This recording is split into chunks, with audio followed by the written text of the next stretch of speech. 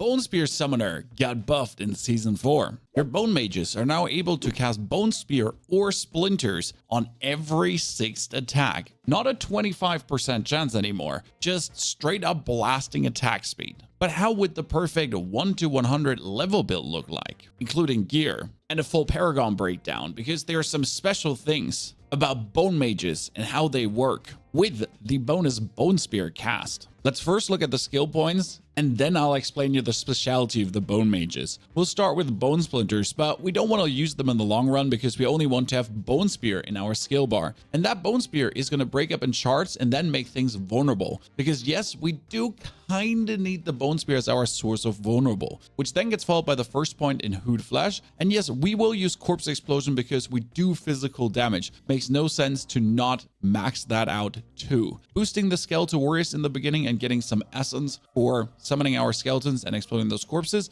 and the Skeletal Mages with more essence gained. And here now it's very important to go for the Corpse Tendrils into Enhanced Corpse Tendrils and the Blighted Corpse Tendrils to actually make Blood Orbs. These Blood Orbs will be needed to heal our Bone Mages. Yes, you do have your Skeletal Priest, but whenever you pick up a Blood Orb from your Corpse Tendrils, which are consistently happening, then all your mages are being healed. And while they're then blasting away with attack speed, they simply don't die. Get 4 points until we reach the ulti stage. Gets us more Hood Flash, Enhanced Corpse Explosion, and the Plague Corpse Explosion for the super multiplier stacks. Down here, we do want to have the crit chance with Inspiring Leader and also Hellbent Commander for more damage multipliers. That all your minions are just doing more damage. Technically, don't actually need it because of how the Bone Mages actually work with a Bone Spear. And then again, Death Defense is completely useless. Don't even look at this because your minions are getting 100% of your armor and 100% of your resistance. They don't need more armor or more resistance. Since the new armor system says now that if you have 9,230 armor, that is enough. Ignore the physical damage from enemies of equal level. That doesn't exist anymore. 9,230 armor, you're done.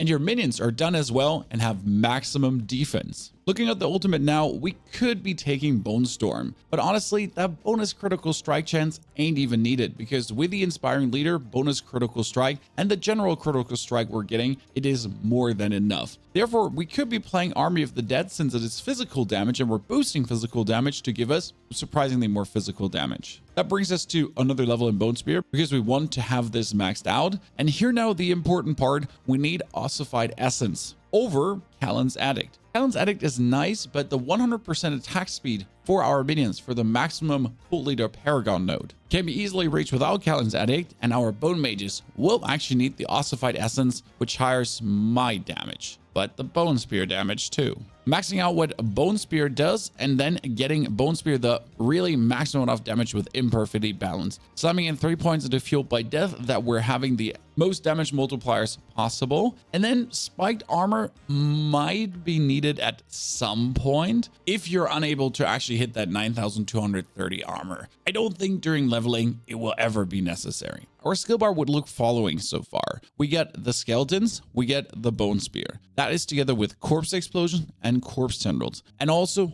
Army of the Dead. Now, while you're leveling, I highly recommend to just have the Golem in. And you'll say, what? No Curse and no Blood Mist? Yes, no Curse and no Blood Mist. Until you hit level 100, you don't need actually any of them for nothing. If we're diving deeper into the pit, Decrepify will become useful the same as for Blood Mist, but not before. And especially for those Uber and Tormented bosses, you don't actually need it at all because with Army and Golem, you're just simply having more damage. It gives us 14 points to freely spend. What we want to have is a little bit crit chance bonus and then more damage multiplier, more damage multiplier. Very important to make our bones do the most amount of damage possible. Boosting the movement speed so that we can zoom a bit more. And with these last 4 points left, we could boost our Corpse Explosion damage even higher because simply, why not? We will Corpse Explosion on the side to get our damage multipliers. Corpse Explosions gives us essence back. We do need a maximum essence for Ossified Essence to actually do maximum damage with our Bone Spears anyways. Just makes perfect sense. There's the thing about Bone Mages in early game, they kill themselves. I would highly recommend probably until the first capstone dungeon or even the second capstone dungeon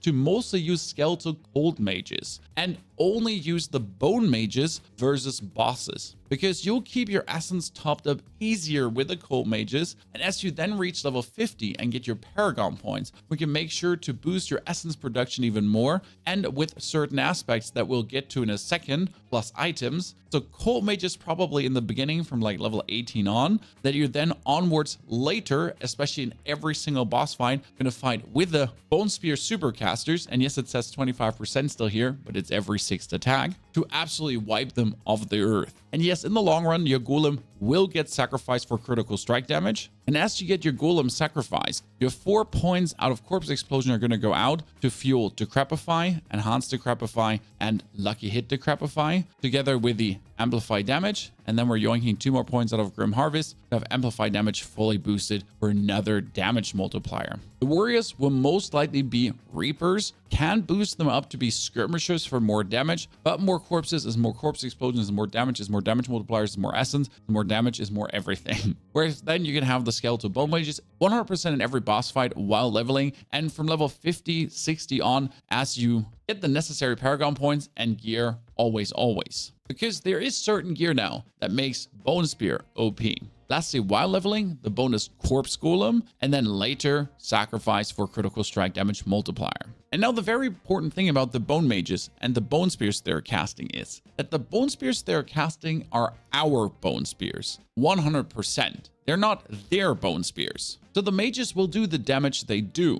But if I'm wearing a Deathless Visage, which gives us those echoes behind Bone Spears, well, all the Bone Spears out of our mages have the same Deathless Visage thing going on, which also means those Bone Spears scale with everything I have, aka Ossified Essence. So if I have maximum essence, then the Bone Spears that are coming out of our mages also do the maximum damage multiplier, which makes it double important to always be topped up on essence. And for that topic, there's something really cool, because you can now get as a stat essence per second. That one goes up to 8 or 9 with a greater affix later. During leveling, it might be tricky to get though. But if you get essence per second on your boots, you can get it on your chest, and you can get it on your helmet. That's 3 items. You can get 15 essence per second. And if you then think about tinkering around with resource generation on your amulet, which will be able to boost this up to 30-40%, that 15 essence per second you're getting is then x 40%, making you not need exposed flesh anymore for some lucky hit essence restoration, as you're continuously restoring essence already with Corpse Explosion, Skeletal Priest summons, and then simply per second. Now, as the helmet aspect, we're going to go with Deathless Visage in the long run. Sure, you won't start with Deathless Visage, but I'm not going to be telling you to choose an aspect for the helmet, as that is 100% going to be the Visage later on. The chest can be aspect of Occult Dominion for Skeletal Mages and Skeletal Warriors. And then for our pants, we do not need Disobedience, Juggernaut, or anything, because our armor is easily to get filled up, which gives us the chance to think about another utility aspect. And here you do want the Blood Getters, because the Skeletal Priest would heal you, but it gives you another damage multiplier too. And that damage multiplier highs the damage of the Bone Spears and the Bone Spears of the Bone Mages too. Fantastic. Since we are using a weapon, would probably have Unyielding Commander. And since I do need a lot of aspects, I'm not going to be playing a two-handed weapon. Would get the most damage out of the Bone Spear, but we definitely do want to have an offhand. Because what we, for example, need in an aspect of Serration, that our Ossified Key passive increases the critical strike damage of your bone skills by 1% per essence above 50. That one applies to the Bone Spears of the Bone Mages as well. And yes, the interesting part, if I take my amulet and I put the Grasping Veins on for the super critical strike damage multiplier, well, that super critical strike damage multiplier is available on the Bone Spear, Bone Mage super stuff too, which has us then serrate our enemies and Grasping Veins them. And lastly, on the offhand, there can be a Splintering that we then have our Bone Spear make things vulnerable, our Splintering make things bonus vulnerable, so we essentially have everyone always vulnerable. And for the boots, I would probably recommend Metamorphosis, that you can become unstoppable on dash, because with Metamorphosis then you have your source of unstoppable to get out of some kind of danger, to get past some things, to not get held up by ground control or what so on. Gives us some nice leeway for not using Blood Mist. Now the rings, we do really want to have Men Down in the long run because that's every 6th attack, and we probably do want Sacrilegious Swords as well, as that summons our skeletons, corpse explosions, tendrils at all time. I will have to say though that the stats on the Sacrilegious Swords feel awful at this point, and you do need another offensive aspect for Frenzied Dead to really make your minions attack fast. Because if your skeleton mages every 6th attack are getting their Bone Spear, well then you do want them to attack as fast as possible. So I'd probably say Frenzied Dead is here nice with a 42% maximum bonus, but I wouldn't put it on my amulet. Why? Because you have so many temperings for minion attack speed, or you can just get attack speed on your items yourself, because your attack speed is your minion's attack speed. So if I get 25% roll here in Masterwork It, that goes on my minions with a 42% already on the Frenzied. I am 25 plus 42, and then in the Paragon board I have minion attack speed as well, plus some attack speed on the gloves, and boom, we're done. 100% bonus, easy peasy lemon squeezy. As you probably do anyways want to have something amazing, which would be skeleton mages cast twice, because if skeleton mages do on every attack, and I can on my offhand and on my on-hand then have a chance for them to cast twice, right? Would that not mean that if they have a 40% to cast twice, they are going to be even more Mendelning, but at the same time, they're going to be more Bone Spearing? And yes, Mendeln is pure physical damage, whereas Bone Spear is pure physical damage. So we're actually just boosting physical damage with this build. That means if you can get physical damage rolls, they're all good.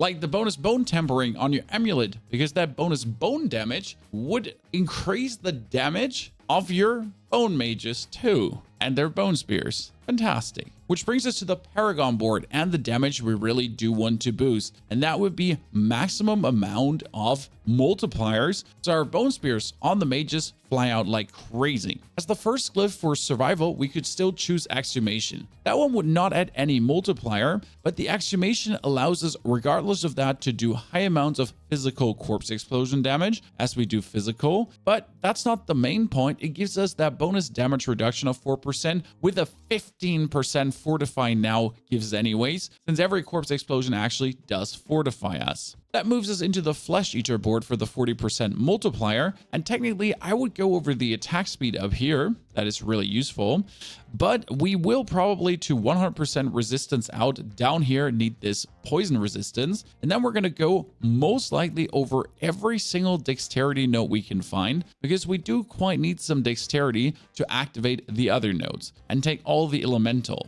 resistance, plus then corporeal glyph that gives us physical damage multiplier and bonus movement speed, allowing us to zoom faster over the battlefields. Then into the Bone Graft board, because this time Bone Graft is useful. Not only is it useful, it is plenty spoken amazing. Since in the Bone Graft board, we have two things we can do. We'll pick up all the bone damage, but we'll also get maximum essence, essence on kill, maximum essence, and maximum essence. More maximum essence, more damage, more multiplier. Pick up all the dexterity notes that we can go for the essence glyph for more critical strike damage multiplier that then works absolutely fantastic on our minions and ourselves for, well, the most amount of critical strike damage. Then more bone skill damage that our bone spears are hitting even harder, and the bone spears that are coming out of the mages with more critical strike damage on bone skills, and again the same in green, which then brings us down here to leave this board